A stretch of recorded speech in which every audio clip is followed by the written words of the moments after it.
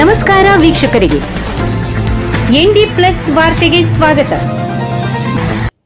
ಕಾರವಾರದಲ್ಲಿ ಲಂಚ ಮುಕ್ತ ಅಭಿಯಾನದ ವಿರುದ್ಧ ದೂರು ದಾಖಲು. ಕಾನೂನು ಹೋರಾಟಕ್ಕೆ ಸಿದ್ಧವೆಂದ ಕೆಆರ್ಎಸ್ ಪಕ್ಷ.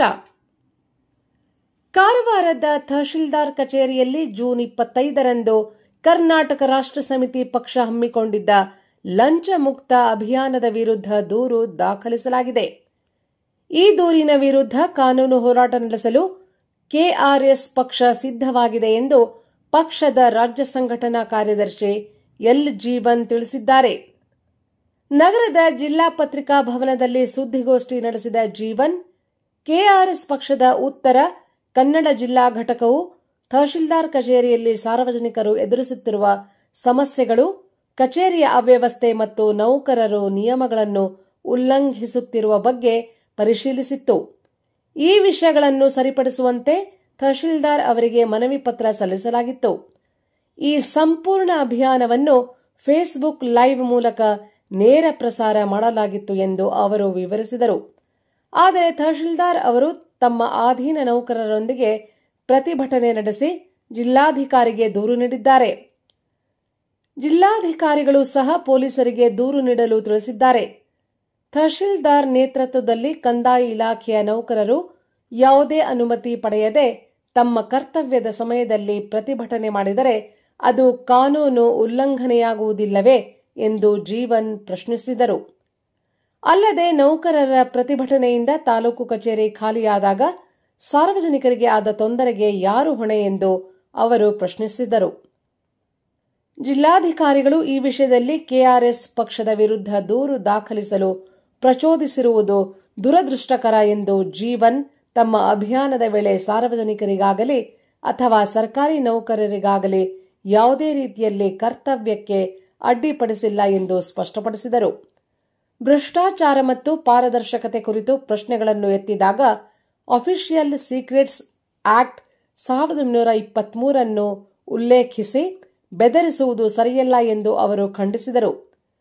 ಸಾರ್ವಜನಿಕ ಕಚೇರಿಗಳಲ್ಲಿ ವಿಡಿಯೋ ಚಿತ್ರೀಕರಣವನ್ನು ಯಾವ ಕಾನೂನಿನ ಅಡಿಯಲ್ಲಿ ನಿರ್ಬಂಧಿಸಲಾಗಿದೆ ಎಂದು ಪ್ರಶ್ನಿಸಿದ ಅವರು, ಬಾಂಬೆ ಹೈಕೋರ್ಟ್ ತೀರ್ಪಿನ ಪ್ರಕಾರ ಪೊಲೀಸ್ ಠಾಣೆಯಲ್ಲೂ ವಿಡಿಯೋ ಮಾಡುವುದು ಅಪರಾಧವಲ್ಲ ಎಂದು ನೆನಪಿಸಿದರು.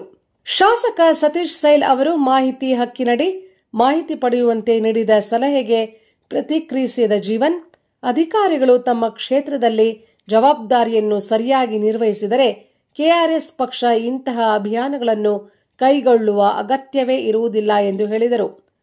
ಪೊಲೀಸ್ ದೂರು ದಾಖಲಿಸಿ ಹೆದರಿಸುವ ತಂತ್ರಕ್ಕೆ ಪಕ್ಷ ಹೆದರುವುದಿಲ್ಲ ಎಂದು ಜೀವನ್ ದೃಢಪಡಿಸಿದರು. ಕೆಆರ್ಎಸ್ ಪಕ್ಷದ ಪದಾಧಿಕಾರಿಗಳ ವಿರುದ್ಧ ರಾಜ್ಯದ 16 ಕಡೆ ಇದೇ ರೀತಿ ಸುಳ್ಳು ದೂರುಗಳನ್ನು ದಾಖಲಿಸಿದ್ದಾರೆ. ಅದ್ಯಾವುದಕ್ಕೂ ಅಂಜದೆ ನಿರಂತರವಾಗಿ ನಾವು ಜನಪರ ಕೆಲಸಗಳನ್ನು ಮುಂದುವರೆಸಿದ್ದೇವೆ ಎಂದು ಅವರು ತಿಳಿಸಿದರು. ಸರ್ಕಾರಿ ಅಧಿಕಾರಿಗಳು ಮತ್ತು ನೌಕರರು ದಕ್ಷ ಮತ್ತು ಭ್ರಷ್ಟಾಚಾರ ರಹಿತ ಆಡಳಿತ ನೀಡುವಲ್ಲಿ ಗಮನ ಹರಿಸಬೇಕು ಎಂದು ಅವರು ಮನವಿ ಮಾಡಿದರು. ಪತ್ರಿಕಾಗೋಷ್ಠಿಯಲ್ಲಿ ಕೆಆರ್ಎಸ್ ಪಕ್ಷದ ರಾಜ್ಯ ಸಂಘಟನಾ ಕಾರ್ಯದರ್ಶಿ ಎಲ್ ಜೀವನ್ ಅವರೊಂದಿಗೆ ರಂಜಿನಿ, ಮಂಜುನಾಥ್, ರವಿ, ಗೋಕರ್ಣ, ವೆಂಕಟೇಶ್ ಹಾಗೂ ಇನ್ನಿತರರು ಉಪಸ್ಥಿತರಿದ್ದರು. ಆ ಇಲಾಖೆಯ ಅಧಿಕಾರಿಗೆ ಫೋನ್ ಮಾಡಿ ಹೇಳುವಂತಹ ವ್ಯವಸ್ಥೆಯನ್ನು ಇಟ್ಕೊಂಡಿದ್ದಾರೆ. ಇದು ನೀವೇ ಮಾಧ್ಯಮದಲ್ಲೇ ವರದಿ ಮಾಡಿದ್ದೀರಿ. ಏನು ಬೇಲಿದೆ ಎಂದು ಹೊಲ ಮೇಯುವಂತಹ ಪರಿಸ್ಥಿತಿಯನ್ನ ತಂದಿಟ್ಕೊಂಡಿದ್ದಾರೆ. ಅವರು ಇವತ್ತು ಹೇಳಿಕೆಯನ್ನ ಕೊಡ್ತಾರೆ. ಇಲ್ಲಿನ ಶಾಸಕರು ಮಾಹಿತಿ ಬೇಕಿದ್ರೆ ನೀವು ಆರ್ಟಿಐ ಕೇಳಿ ಅಂತ ಹೇಳ್ತಾರೆ. ಶಾಸಕರಿಗೆ ಇವತ್ತು ಇಲ್ಲಿನ ಶಾಸಕರಿಗೆ ಶಾಸಕರಾಗುವಂತೆ ನಮ್ಮ ಪಕ್ಷದ ಬಗ್ಗೆ ಮಾತಾಡ್ತಾರೆ, ನಮ್ಮ ಪಕ್ಷಕ್ಕೆ ಮಾರ್ಗದರ್ಶನ ಕೊಡುವಂತ ಹೇಳಿಕೆಯನ್ನು ಕೊಡ್ತಾರೆ. ನೀವು ಇಲ್ಲೆಲ್ಲ ಕೇಳೋದು ಅಂತ ಆರ್ಟಿಐ ಮಾಹಿತಿ ಹಕ್ಕು ಆಯೋಗ 25 ತಹಸೀಲ್ದಾರ್ಗಳಿಗೆ ದಂಡವನ್ನು ಹಾಕಿದೆ. ಕೇಳಿದ ಸಮಯದಲ್ಲಿ ಏನು ಮಾಹಿತಿಯನ್ನು ಕೊಟ್ಟಿದೆ ಅನ್ನೋ ಕಾರಣಕ್ಕೆ 25 ಜನ ತಹಸೀಲ್ದಾರ್ಗಳಿಗೆ 25,000 ರೂಪಾಯಿ ತಲಾ 25,000 ರೂಪಾಯಿ ದಂಡವನ್ನು ಹಾಕಿದೆ. ಯಾವ ಅಧಿಕಾರಿಗಳು ನ್ಯಾಯವಾಗಿ ಕೇಳಿದ ತಕ್ಷಣ ಮಾಹಿತಿಯನ್ನ ಕೊಡ್ತಾ ಇದ್ದಾರೆ? ಜಿಲ್ಲಾಧಿಕಾರಿಗಳು ಏನು ಇವತ್ತು ಅವರು ಒತ್ತಾಯ ಮಾಡಿರುವಂತದ್ದು, ನಮ್ಮ ಮೇಲೆ ದೂರನ್ನ ದಾಖಲಿಸ್ತಾ ಇರಬೇಕು ಅಂತ ಹೇಳಿ ಅವರು ಒತ್ತಡವನ್ನ ಏರಿ ಹಾಕಿಸಿರುವಂತದ್ದು. ಜಿಲ್ಲಾಧಿಕಾರಿಗಳು ಜಿಲ್ಲೆಯಲ್ಲಿ ಇರುವಂತಹ ಎಷ್ಟು ತಾಲೂಕು ಕಚೇರಿಗಳಿಗೆ, ತಾಲೂಕು ಆಫೀಸ್ಗಳಿಗೆ ಭೇಟಿ ಕೊಟ್ಟಿದ್ದಾರೆ. ಆರೋಗ್ಯ ಕೇಂದ್ರಗಳಿಗೆ ಎಷ್ಟು ಆರೋಗ್ಯ ಕೇಂದ್ರಗಳಿಗೆ ಭೇಟಿ ಕೊಟ್ಟಿದ್ದಾರೆ, ತಾಲೂಕು ಆರೋಗ್ಯ ಕೇಂದ್ರಕ್ಕೆ ಎಷ್ಟು ಭೇಟಿ ಕೊಟ್ಟಿದ್ದಾರೆ. ಇದನ್ನ ಅವ್ರು ಹೇಳ್ಬೇಕಲ್ವಾ?